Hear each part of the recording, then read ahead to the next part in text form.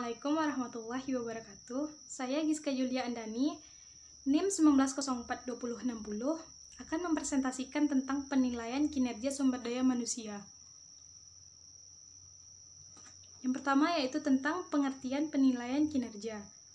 Menurut Hasibuan tahun 2000, penilaian kinerja adalah kegiatan manajer untuk mengevaluasi perilaku prestasi kerja pegawai serta menetapkan kebijaksanaan selanjutnya.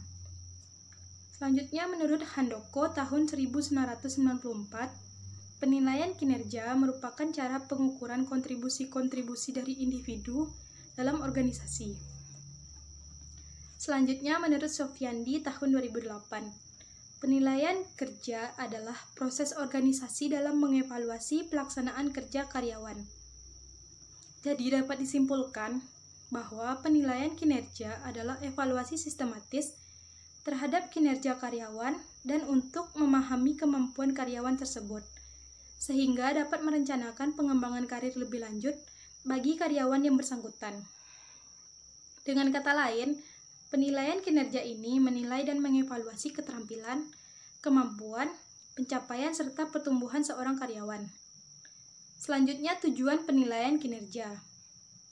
Secara umum, tujuan penilaian kinerja adalah untuk mengkomunikasikan seberapa jauh kinerja yang dilakukan karyawan dan kompensasi yang mereka peroleh.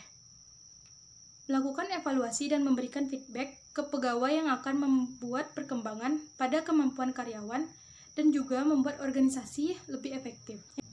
Selanjutnya, manfaat dari penilaian kinerja. Yang pertama, membuat komunikasi antara pihak karyawan dan perusahaan menjadi lebih baik. Yang kedua, menghargai setiap kontribusi. Yang ketiga, mencegah adanya kesalahpahaman yang berkaitan dengan kualitas dan hasil kerja yang sudah dilakukan. Yang keempat, dapat memberikan informasi yang jelas mengenai hasil pekerjaan yang sudah dilakukan oleh karyawan. Dan yang kelima, menciptakan peningkatan produktivitas karyawan. Sebab ada feedback atau umpan balik untuk karyawan yang berprestasi. Selanjutnya, menurut Schuler dan Jackson tahun 2006, terdapat 3 kriteria dalam penilaian kinerja, yaitu yang pertama, kinerja berdasarkan perilaku, yaitu terfokus pada bagaimana pekerjaan dilaksanakan. Yang kedua, kriteria berdasarkan sifat, yaitu memusatkan diri pada karakteristik pribadi seorang karyawan, loyalitas, keandalan, kemampuan berkomunikasi, dan keterampilan memimpin. Yang ketiga, kinerja berdasarkan hasil.